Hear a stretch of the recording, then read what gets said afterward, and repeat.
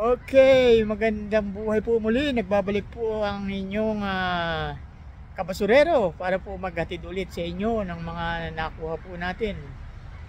Ngayong araw po ng linggo, May 26. Ito po bali ang weekend po natin.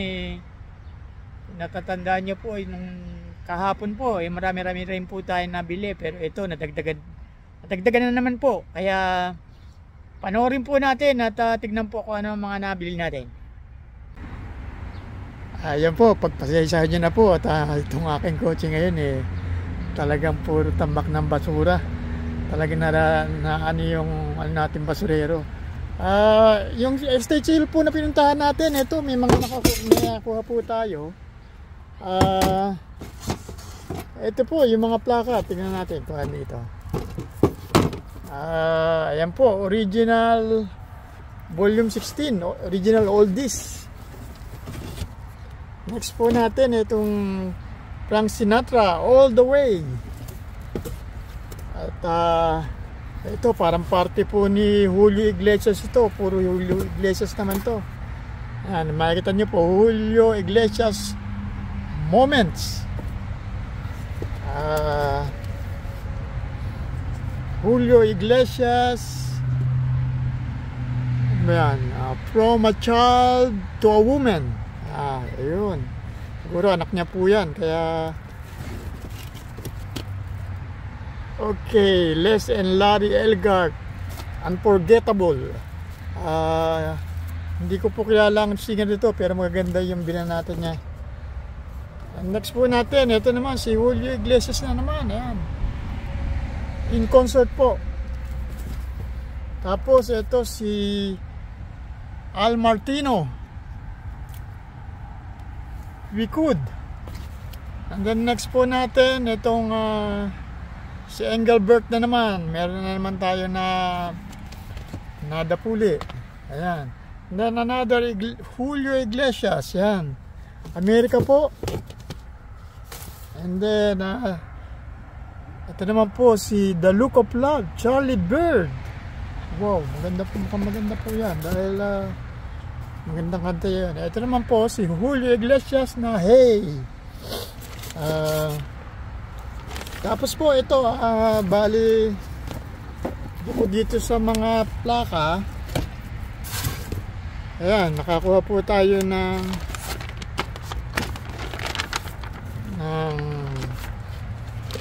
printing multipurpose paper po.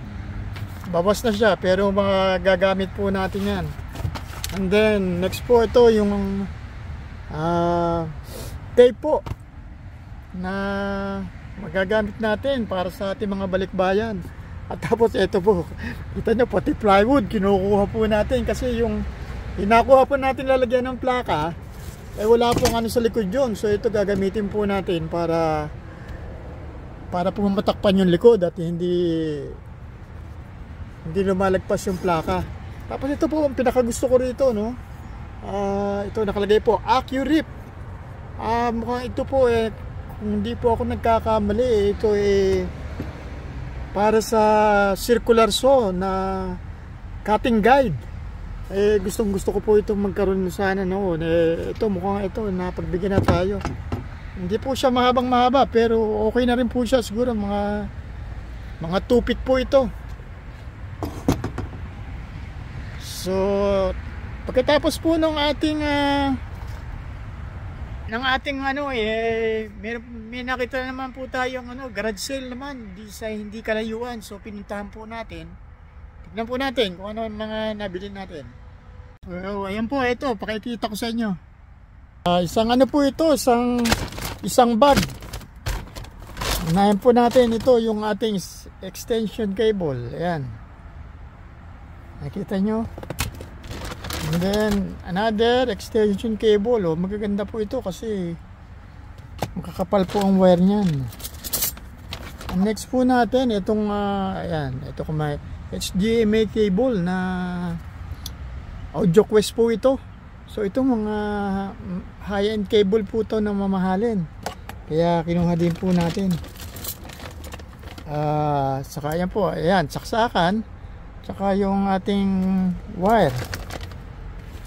Tapos po, ano pa ba? Ayan, may nakasama po ang flashlight. O nga po pala, yung ano nga po pala, yung inakuha natin plaka doon sa estate sale. At ito pa po yung kasama mga ano, high end yan. Bod, ano ba yan? Vodka ba siya? Tapos ito pa po pang 4K naman po ito. High end na ano po ito, mga HDMI cable, mahal po ang bilihan yan dahil. Tapos po ayan, may mga may mga kutsara po, tinidor, set po siya. Tapos po itong ating sa natin kung anong laman nito.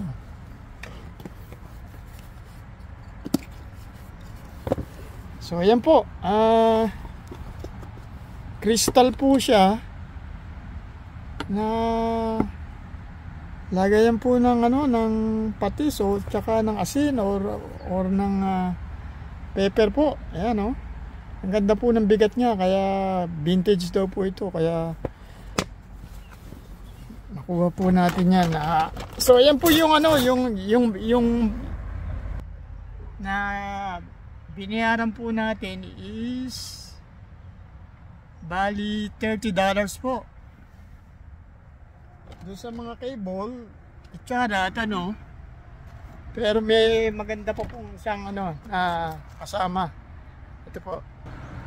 Ayan, kung makikita nyo po si salamin na mayroong mga diamante. Ayan po. Teka, tanggalin nga natin itong kahon para makita nyo. So ayan po siya, oh. Ang haba po niya, tsaka ang kagandahan po dito, punong-puno po ng diamante. Ayan o, makikita nyo. Oh, ang bigat-bigat po nito. Ayan, kung makikita nyo yung likod, oh, meron pa siyang stand. Kasi po yung ating salamin na nasira na nung nakaraan, kaya ito po bumili natin. Bali, ang halaga po nito is $150,000. $150,000 po natin nabili. Maganda naman po. Ayan, kung makikita nyo, ang laki ng mga diamond. Ano po yan? Ang totoo po niyan, $15 po natin binayaran yan. So tapos yung mga cable, extension, kung ano pa. So gumastos po tayo ng $30. Ngayon po yung ano, yung nabili naman natin na plaka, yung tape, yung ano, at saka ano, $15 po ang binayad natin doon. Kaya ayun po, okay na rin po, dadagdagan, linggo na, araw na ng linggo, nakakabadapuli pa po tayo. Kaya ayan po, abangan nyo po sa susunod ulit. Sa susunod na linggo, panibagong pakikibaka na naman po. Salamat po.